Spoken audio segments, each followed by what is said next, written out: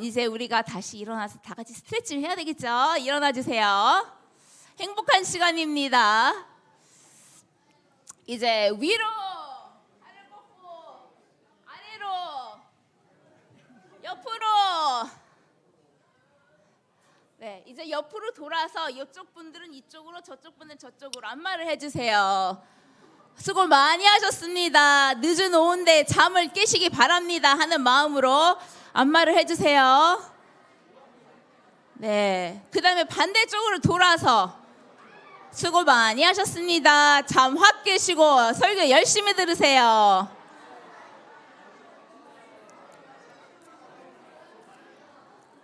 네, 앉아주시기 바랍니다.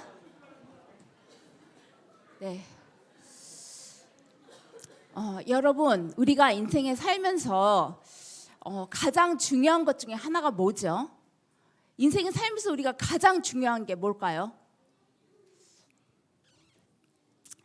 제가 생각하기에 오늘 제 마음에 가장 중요한 것은 바로 관계예요. 우리가 살면서 우리가 살아야 가는 이유를 제공을 하고 우리에게 힘을 주고 우리가 살아가야 될 목적을 주는 것은 바로 관계예요. 그래서 우리가 관계는 세 가지 종류가 있는데 하나님과의 관계, 그리고 내 자신과의 관계, 그리고 우리 이웃과 이 세상과의 관계가 있어요. 근데 이 관계라는 것이 너무나 중요하기 때문에 우리가 이 관계를 잘 맺고 이게 과연 무엇인지 우리가 이것을 어떻게 제대로 정립을 하는지 알아야 되겠는데 이것이 제대로 정립되기 위해서 가장 중요한 게 한 가지가 있어요. 그게 과연 무엇일까요? 목사님이 정답 알고 계신데요. 이현철 목사님, 가장 중요한 게 뭐죠? 너무나 현명하세요. 믿음이요. 믿음이 가장 좋아요. 그 정답이에요. 왜냐하면 우리가 관계를 가지기 위해서 가장 중요한 것은 하나님에 대한 믿음, 하나님이 누구신가? 우리가 생각했을 때 하나님은 누구시지? 그리고 나와 어떤 관계가 있지? 그리고 그 관계가 어떤 식으로 나타나지? 그것을 기반으로 우리가 우리 자신과의 관계 또는 우리 이웃과의 관계를 책정하는 거예요.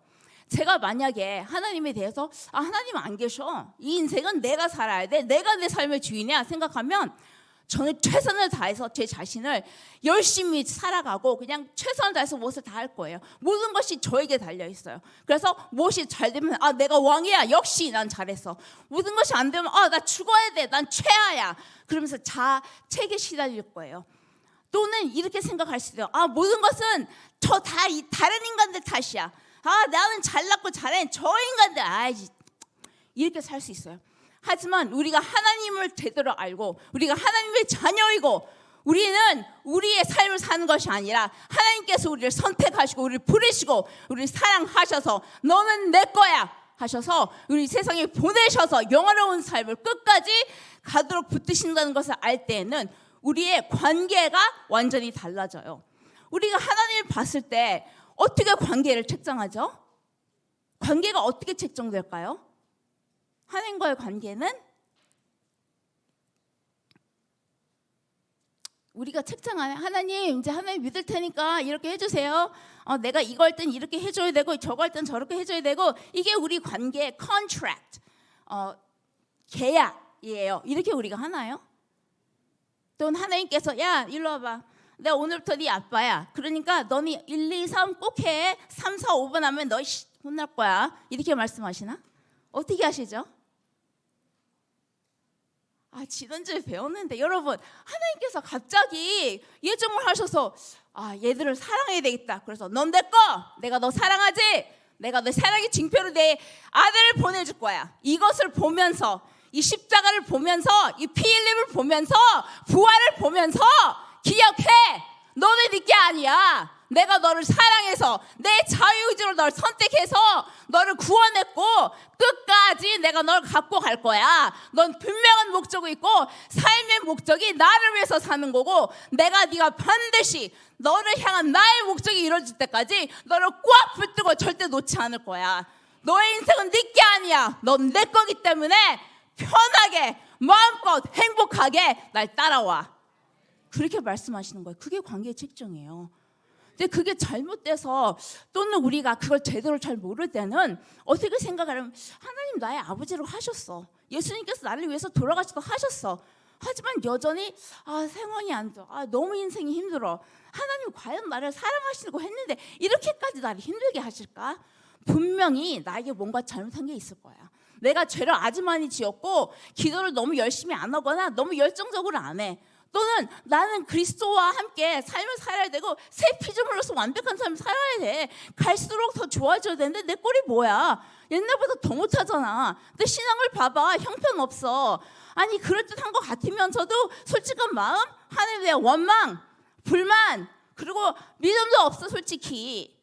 이렇게 생각이 든단 말이에요. 그래서 우리가 맞아, 내가 이랬어, 내가 이렇기 때문에, 이 부족함 때문에 하나님께서 역시 나를 안 도와주셔. 하나님께서 역시 나를 향한 계획을 이루어주실 것 같으면서도 잘 모르겠어.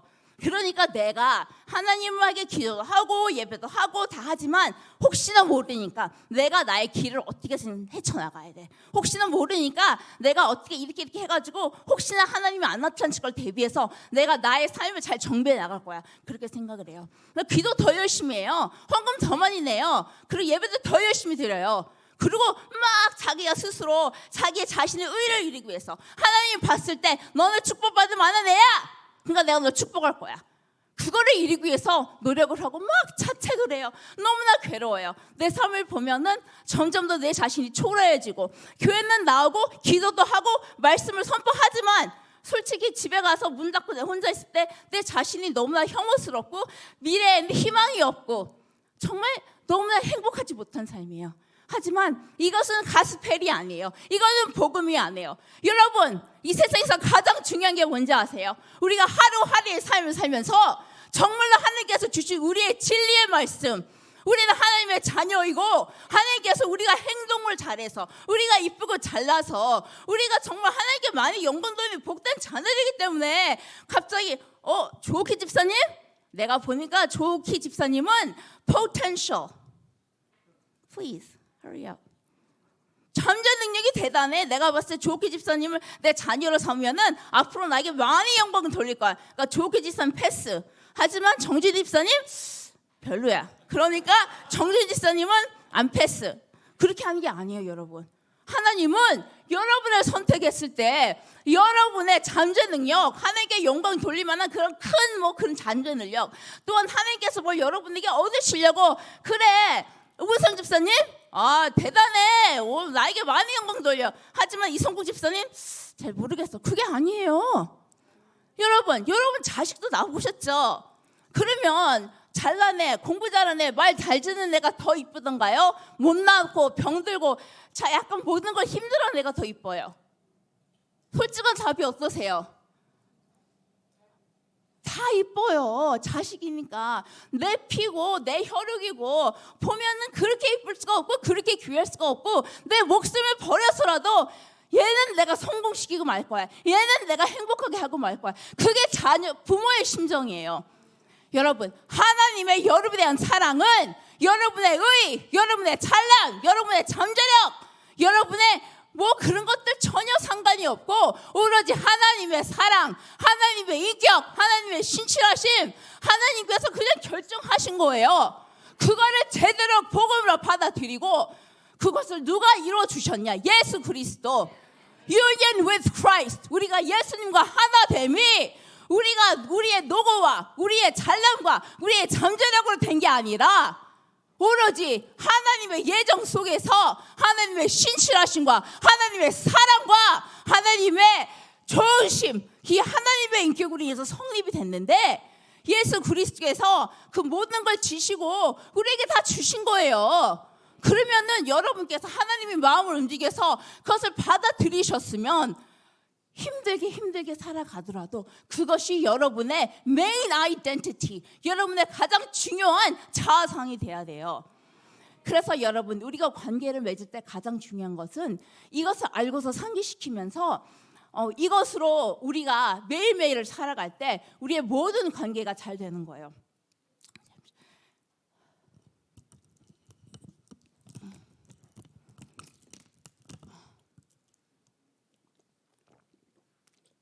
여러분, 우리가 가장 행복할 때가 언제냐면, 제가 이번 주 너무 행복했어요. 우리 오빠하고 우리 여동생이 주말에 왔거든요. 근데 제가 미국에 있을 때는 남편은 있어서 행복한 것도 있지만 약간 솔직히 외로워요.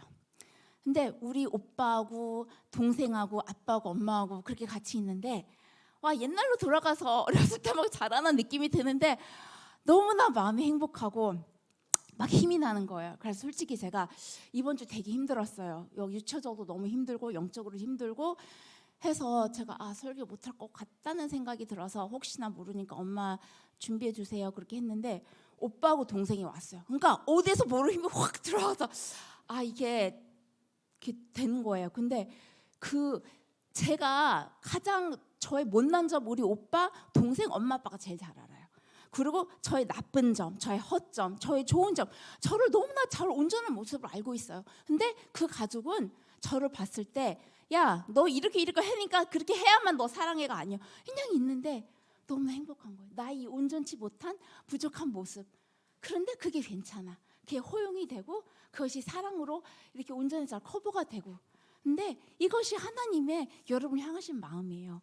여러분을 선택했을 때는 이 집사님 내가 보니까 하나님한테 나한테 죄를 안 짓게 생겼어. 좋은 일만 하게 생겨서 선택하신 게 아니야. 딱 봤을 때 미리 만드셨다. 139편에 정말 배에서부터 미리미리 예정하셔서 세세하게 만드셨는데 좋은 점, 나쁜 점 다 알고 계셨어요. 그래서 좋은 점이 있으시니까 선택, 절대 아니에요. 이런 죄, 이런 약점 가진 거 다 아셨는데 너무나 사랑스러우시대요. 그리고 사용하신대요.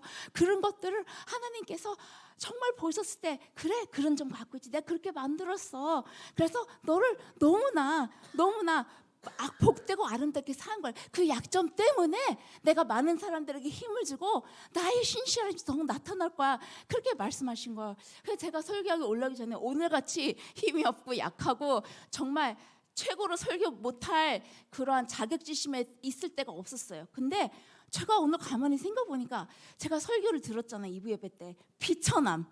제가 가장 비천할 때 하나님이 가장 많이 나타나시거든요. 그래서 저는 하나님, 저 제일 비천해요. 오늘 한번 해볼게요. 제가 가장 비천하고 가장 약하고 가장 할 수 없을 것 같을 때 하나님 제일 많이 나타나시잖아요. 오늘 한번 해볼게요. 나타나세요. 그러고 나왔어요. 여러분, 그 자신감으로 살아가세요.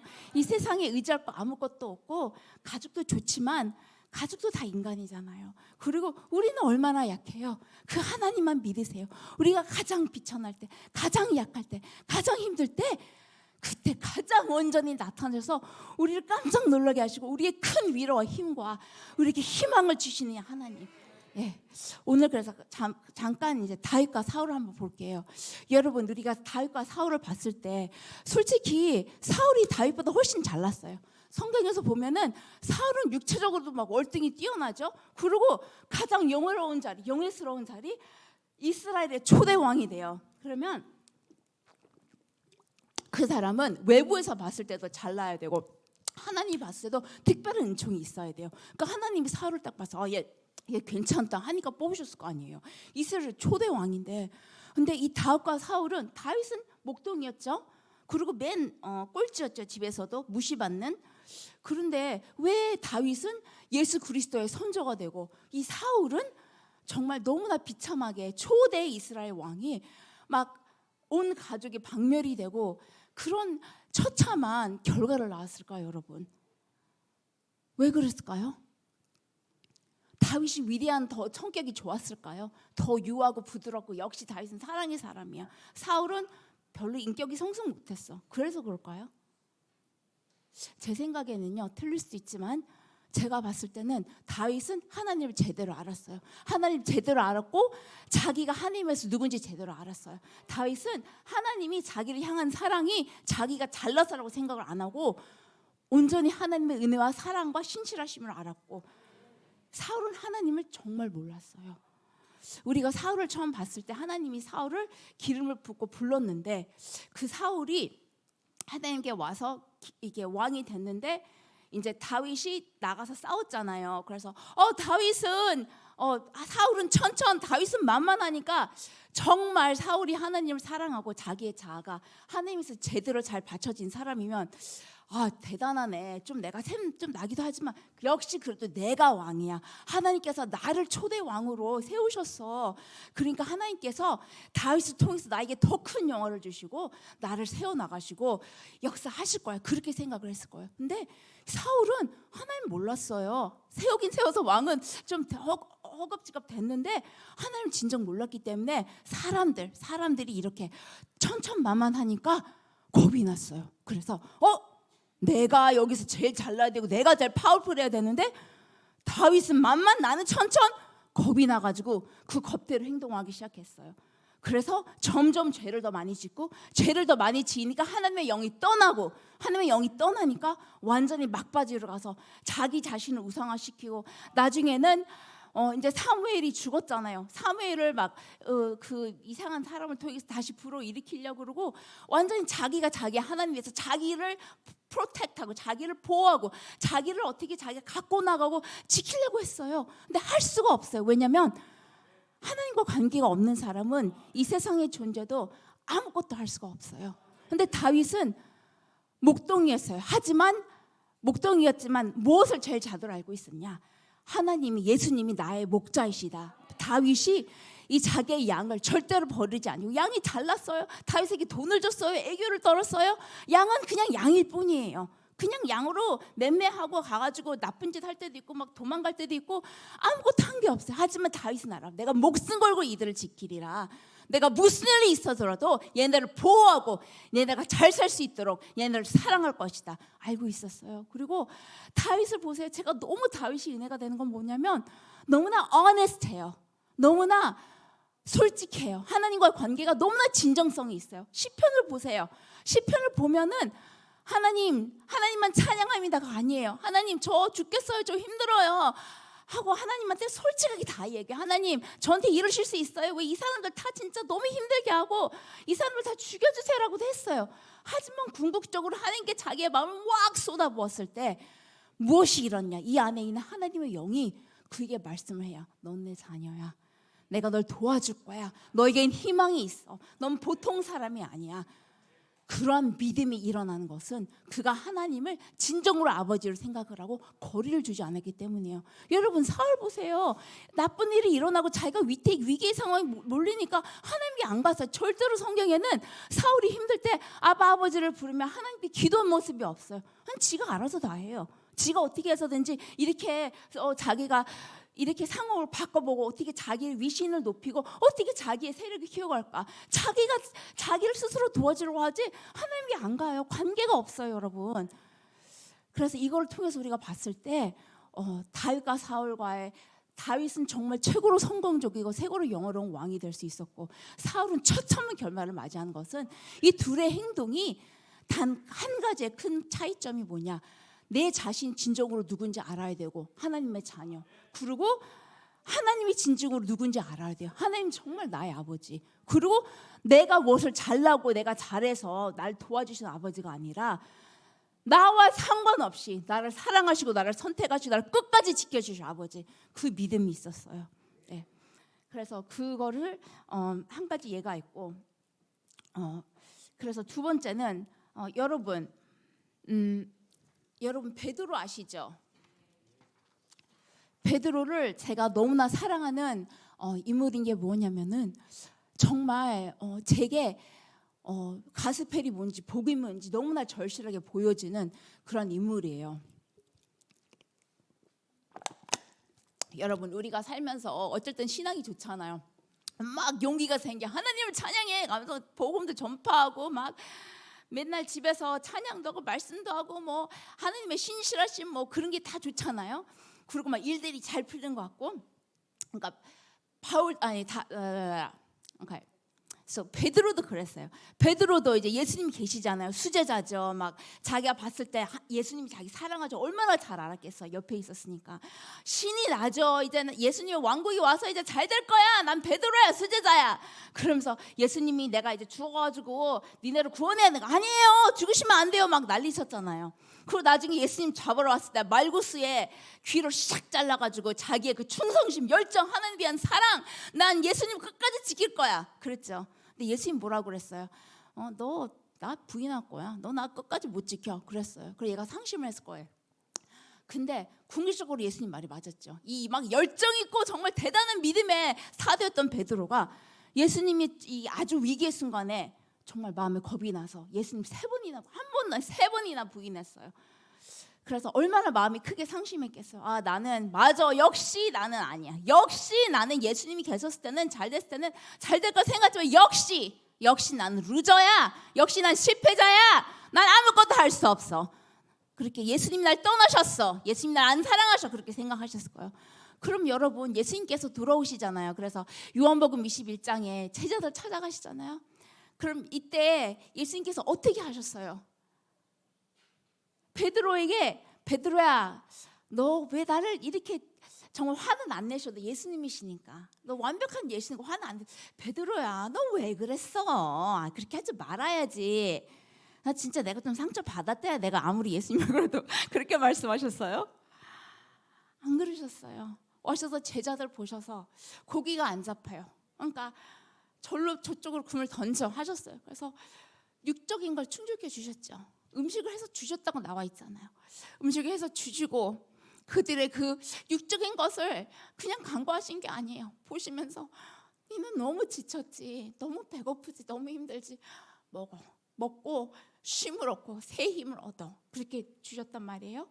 그 다음에 베드로에게 베드로야 혼내시지도 않고 베드로에게 그냥 네가 나를 사랑하니 그렇게 말씀하셨죠. 네가 나를 사랑하니라고 말씀하신 거는 베드로에게 너무나 힘들었을 거예요. 왜냐하면 마음을 누구보다도 예수님이 잘 아시잖아요.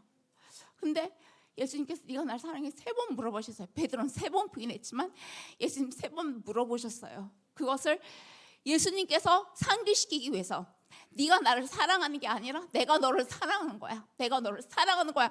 내가 너를 사랑하는 거야. 그래서 나에게 가장 귀한 나의 이 양떼 너는 나를 배신하고 너는 나를 무서워서 벌벌 떨면서 모른다고 했지만 나에게 가장 귀한 것을 난 너에게 맡길 거야. 네가 잘나서 네가 열정적이고 네가 뛰어나고 네가 많이 배우고 네가 실력이 있고 네가 정말로 대범한 사람이라서 내가 맡겨? 아니야. 이것은 하나님께서 미리 예정하셨어. 네가 태어날 때부터 너는 못난 베드로지만 너는 보잘것없는 베드로지만 넌 겁쟁이 베드로. 너는 정말 지혜가 없고 너는 정말 야무지지 못한 베드로지만 하나님이 정하셨어. 그래서 예수님이 십자가 돌아가시기 전에 그랬죠. 베드로야 넌 내 반석이야. 내가 너 위에 교회를 세울게. 예수님 부인하실 줄 알았음에도 불구하고 베드로의 반석을 세우신대요. 여러분 베드로가 잘나서 예수님이 그렇게 말씀하셨을까요? 아니에요. 베드로가 잘나서가 아니라 하나님께서 예정하셨어요. 베드로를 통해서 내가 이 교회를 세울 거야. 베드로 이 약하고 보잘것없고 정말 허풍장인 베드로를 통해서 내가 계획을 했기 때문에 반드시 사용할 거야 하고 베드로가 예수님 돌아가시고 나서 무슨 가서 교회를 막 개척을 하고 뭐 전도를 해가지고 대단한 베드로가 된 다음에 역시 내가 너 반석 위에 내 교회를 세울 거야. 난 너를 사랑해. 그렇게 말씀 안 하셨어요. 베드로가 최고의 잘못을 지우고 처참한 상황에서 정말 최고의 낙오적으로 있었을 때 찾아가셔서 내가 너에게 내 양을 맡길 거야 말씀하신 거예요. 그거는 하나님의 예정하심을 다시금 알게 해주시고 하나님의 사랑과 신실하신 거 부족함에도 불구하고 여전히 하나님께서는 하나님의 그분을 향한 계획을 이루어 나가신다는 것을 상기시키고 위로하고 힘을 주기 위해서 가시는 거예요. 여러분 베드로에 가셨던 그 예수님이 여러분에게 오늘 말씀하시는 거예요. 사랑하는 딸아, 사랑하는 아들아, 힘들고 지쳤니? 네가 내 마음에 들지 않게 합당하지 않게 행동해서 너무나 자책하고 있니? 나를 멀리하면서 네가 조금 더 신앙이 좋아지고 상황이 좋아질 때까지 나에게 오지 않기로 작정했니?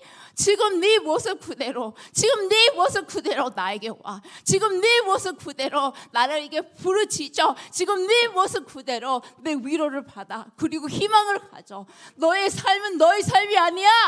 너에게는 확신이 있고 희망이 있고 너를 향한 나의 목적이 있어. 그것을 절대 잊어버리지 말고 이 베드로를 보면서 힘을 내. 너는 내 거야. 내가 책임질 거야. 그렇게 말씀하시는 거예요. 여러분 이 관계라는 것은 항상 기억을 하셔야 해요. 우리의 잘남, 우리의 뛰어남, 우리가 무엇을 잘하고 잘못해서 된 게 아니라 오직 예수 그리스도의 보혈이 우리의 잘남이 되고 우리의 자신감이 되고 우리의 목적이 되고 우리와 하나님과의 모든 것을 가능케 하는 가장 큰 열쇠이고 비밀이고 우리의 가장 큰 보물이에요. 그래서 여러분 지금 이 자리에서 너무나 자책하며 절망하며 어딘가에 나에게 보이지 않는 희망을 찾고 이 자리에서 일어나지 못하게 된 모든 분들에게 베드로에게 손을 내미시며 너를 사랑하니? 걱정하지 마. 너의 사랑은 나에 대한 너의 사랑은 너에게 주어진 게 아니라 하나님께서 미리 책정하신 너의 운명이야. 하나님 향한 여러분의 그 계획은 하나님의 여러분을 향한 예수님의 사랑은 여러분의 운명이에요. 여러분에게 향하신 그 목적은 여러분의 운명이에요. 여러분이 아무리 싫어도 반드시 이루어지고 여러분이 아무리 하나님께서 빠져나가려고 하고 아무런 어려운 일들이 있고 아무리 힘든 일이 있어도 반드시 여러분들이 이루어지는 여러분의 운명입니다. 꼭 기억하세요. 마귀가 날뛰어요. 마음이 낙심돼요. 몸이 아파요. 상황이 안 이루어져요. 더 찬양하세요. 가장 비참한 곳에서 가장 영화로운 하나님의 능력이 하나님의 온전하심이 여러분을 통해서 나타나시는 계기가 될 거예요. 네. 여러분 이제 마지막으로 결론을 맺습니다. 우리가 좋은 관계를 맺기 위해서는 하나님과의 관계를 기억하고 가스펠 복음의 기본에서 우리가 살아가야 되겠는데 그것을 우리가 실질적으로 생활에서 응용할 때는 어떻게 해야 될까요? 첫 번째는 accept, 우리가 받아들여야 돼요. 우리가 무엇을 받아들이냐? 이 복음이 말하는 것이 진리다. 하나님의 신실하심과 온전하심이 나의 모든 것이 되고 예수 그리스도를 통해서 예수 그리스도의 의로움과 우리와 하나님의 관계가 온전함을 되누면서 난 이 세상의 모든 것을 갖고 있다. 그것을 알고 우리가 그대로 받아들여야 돼요. 그러면 우리가 하나님께 이런 정말 영화로운 이런 아이덴티티를 받았으면 여러분 우리가 남에게도 똑같이 해야 돼요.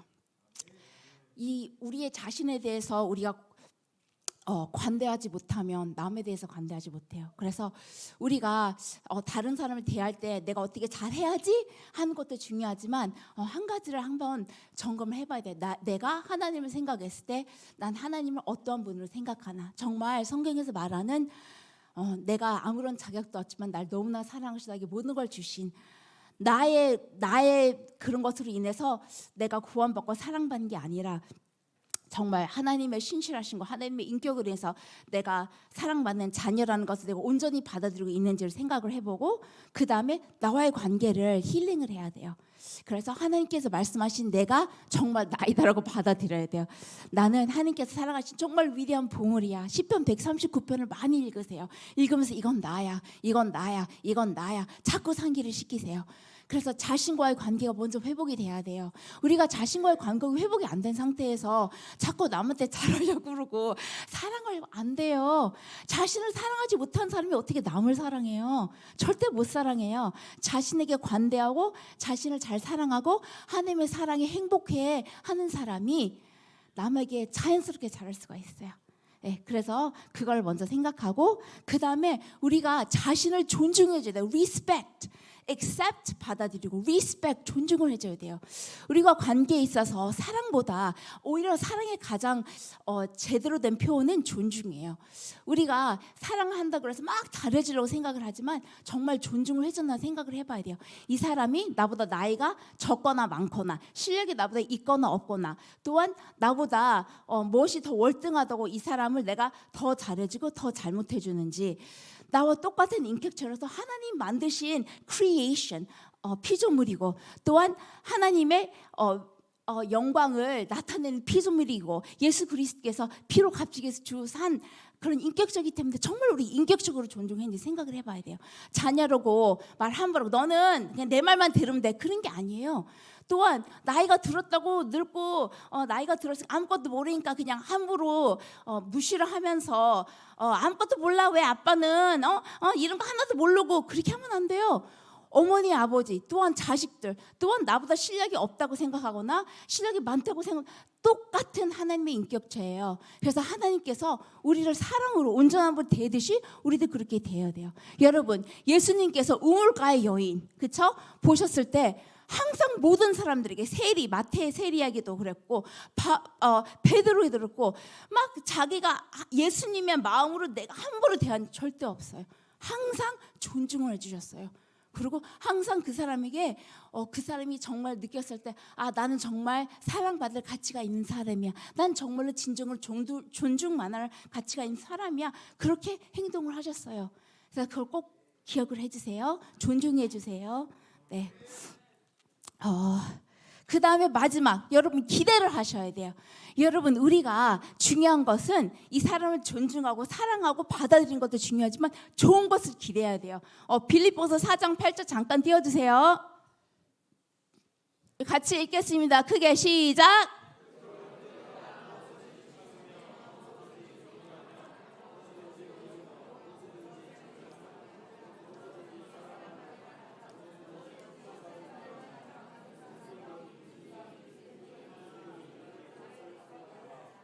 네, 그래서 모든 상황에서 우리 이걸 해야 돼요. 근데 이것이 가장 행복하게 사는 가장 큰 그런 열쇠거든요. 근데 우리가 사람에 대해 생각할 때는 경계심을 가져요. 저 사람 지난번 나한테 상처 줬지. 지난번 이런 사람이 이렇게 행동했으니까 이 사람과 똑같은 이렇게 양상이 나타나면 내 자신을 보호해야 돼. 이 사람 이렇게 멀리 둬야 돼. 또는 상당히 두려움으로 관계를 이어가거나 아니면 안 좋은 그런 기대를 가지면서 관계를 가지면 안 돼요. 우리는 예수 그리스도께서 주신 온전함이 있고 하나님께서 우리의 관계도 세세히 이렇게 하나님께서 관리를 하시고 그것을 하나님께서 예수님께서 how do you say like he's involved in the relationships? 그러니까 하나님께서 우리의 모든 관계를 주관하시잖아요. 우리에 관련된 모든 것들을 하나님께 우리가 두려워하면서 막 관계에서 우리가 막 이렇게 저렇게 막 머리를 짜가지고 어떻게 우리에게 최고의 이익이 되고 최소의 피해가 되도록 안 해도 돼요. 여러분, 자유함을 누려야 돼요. 우리가 마귀가 주는 거짓말에 속아서 마귀가 주는 눈으로 이 세상을 바라보고 우리의 지체들을 바라보면 되는 것이 아니라 하나님 주신 온전함을 우리가 정말로 받아들이고 자신감 있게 자유롭게 정말 모든 사람들에게 진정한 사랑으로 진정한 인격적으로 존중해 주면서 좋은 것을 기대하시기 바랍니다. 기대대로 반드시 됩니다. 네. 네. 그래서 마지막으로 우리가 로마서 8장을 띄워주세요. 이것을 기억하고 한번 같이 읽고 끝나겠습니다. 시작.